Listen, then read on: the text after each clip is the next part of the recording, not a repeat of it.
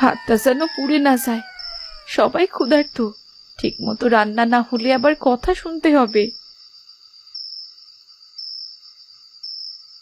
ধোয়াটাও যেন আমার কপালে বেশি জমে। দেখো না, ওকে দিয়ে কাজ করাতে কত শান্তি লাগে। কাজের মেয়ে আনলেও এত পরিশ্রম করতো না। গরিব ঘরের মেয়ের একটাই গুণ, চুপচাপ সব করে। তাই তো পছন্দ করে ওকেই ঘরে আনলাম।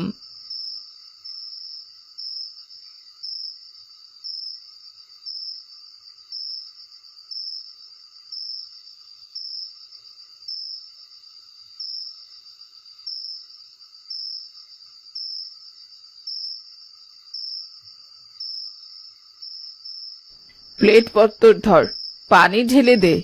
আরে তাড়াতাড়ি কর না। এই ভাতে আবার মানুষের পেট ভরে? মনে হচ্ছে মণিপুরের ভিক্ষুকদের ভাত দিচ্ছে। তোমাকে কি আরো দেব দিদি?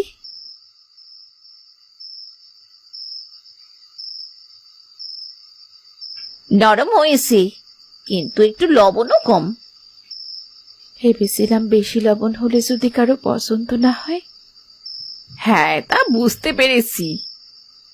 ভাতের হাঁড়ি ঢাকনার নিচে যেমন অল্প আঁচে সবকিছু সেদ্ধ হয়, তেমনি নন্দিনীর বুকের ভেতরও সেদ্ধ হচ্ছে এক রাশ নীরব কষ্ট। কিন্তু সে চুপই থাকে, কারণ নীরবতাই যেন এই ঘরের নিয়ম।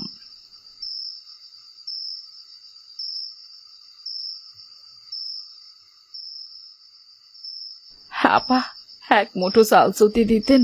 বাচ্চাগুলো সেই দুপুর থেকে কেটেই যাচ্ছে, একটু চাল দিন না, খাল দিয়ে যাব। চাল? আমাদের চাল ফুরিয়ে এসেছে, থাকলে তোকে দিতাম।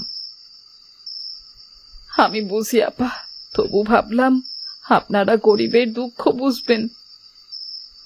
আরে, চাল দিলে একদিন দিয়ে পার হওয়া যায়? আজ দেবো, কাল আবার আসবে, পরশু আবার। যতদিন যাবে ততই সাহস বাড়বে। দয়া যেন এখন পাপ হয়ে গেছে। এক মুঠো চালই তো চাইতে এসেছি আপা। আমি তো থালা ভর্তি ভাত চাইনি, কালই দিয়ে যেতাম। ছোট ছেলেটা পেট ধরে কাঁদতে কাঁদতে ঘুমিয়ে পড়ল। খুব মায়া হচ্ছে, কিন্তু কি করব বলতো? আমাদের ঘরেও তো তেমন চাল নেই। তুই বড় বৌমার কথায় কিচ্ছু মনে করিস না, ও তোকে একটু মজা করে কথা বলেছে।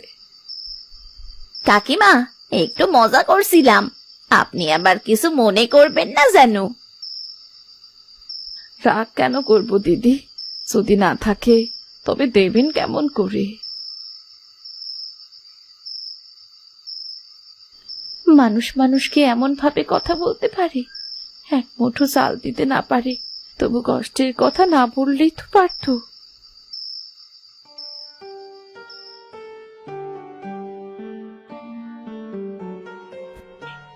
আরে ও কাকি, কাল কোথায় চাল পেলে গো? আমার বাড়িতে একদমই চাল ছিল না। আজ তোমার ছেলে চাল আনলে তবেই রান্না করব। হ্যাঁ রে, পেয়েছিলাম একটু চাল। মানুষ সামান্য চালের জন্য কত মিথ্যে কথা বলতে পারে। কাল তো কমলা কাকির বাড়িতে গেলে, কি বললো কি সে? সে যেমন অহংকার করে। চাল তো দিলই না, আরো কত মিথ্যে কথা। বড় বউ তো শাশুড়ির মতো হয়েছে, কিন্তু ছোট বউ সে অনেক ভালো। আমরাও তো দেখি বড় বউটা যে কি অহংকার করে, নিজে পেট ভরে খায়, আর গরিবের মেয়ে বলে ছোট বউকে কত অবহেলা করে। কিন্তু তুমি সালকার বাড়ি থেকে পেলে। যখন ফিরে আসছিলাম বাড়ি থেকে, তখন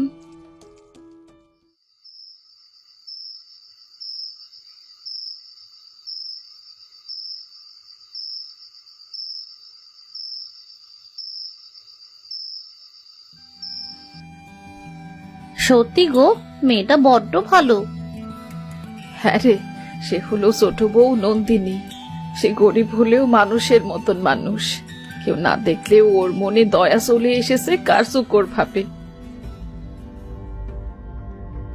এভাবে আর কথা বলিস না, তাহলে আবার ছোট বউয়ের রক্ষে থাকবে না। মেয়েটা যে আমাদের জন্য এত করে, তাকে বিপদে ফেলবো কেমন করে বলো? চলো এবার বাড়ি যাই, চাল আনলে তবেই রান্না করতে হবে।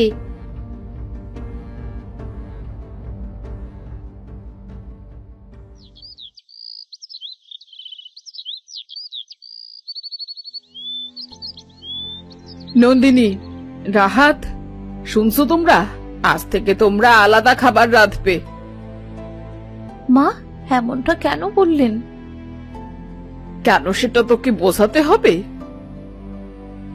তুই পাশের বাড়ির মহিলাকে চাল দিলি না? চাল কি তোর বাপের বাড়ি থেকে এনেছিস নাকি? মা, আমি বুঝতে পারছি না ও কি ভুল করেছে। এখনো বুঝতে পারছিস না? তোর মতো গরিব মেয়েরা আমাদের মতো ঘরে কিছুই শেখেনি। এখন থেকে তোর জন্যে আলাদা হাড়ি। আমি কি দোষ করেছি মা? আমি তো শুধু সাহায্য করেছি। সাহায্য? গরিবের সাহায্য? নিজে কি এনেছিস বাপের বাড়ি থেকে শুনি, আর বাইরের লোককে সাহায্য করা হচ্ছে? মা, আমি চাই না আমরা আলাদা হই, আমরা একসাথে থাকতে চাই। কথা শেষ। আজ থেকে আলাদা, রান্নাঘরে ঢুকবি না, আর এটাই আমার চূড়ান্ত সিদ্ধান্ত।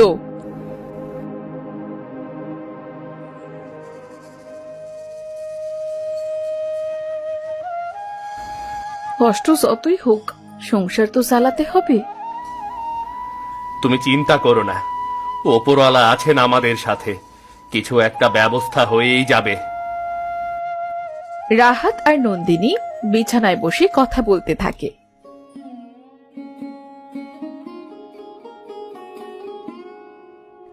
আজ আবার কি খাবো? চাল নেই, ডাল নেই, কিছুই সে নেই। কি রান্না করব? নন্দিনী, আজকে কিছু রান্না করেছো? আজ আমাদের ঘরে কিছুই নেই, শুধু এই খালি হাড়ি। আচ্ছা, আমি বাইরে যেয়ে দেখি কোনো কাজ পাই কিনা।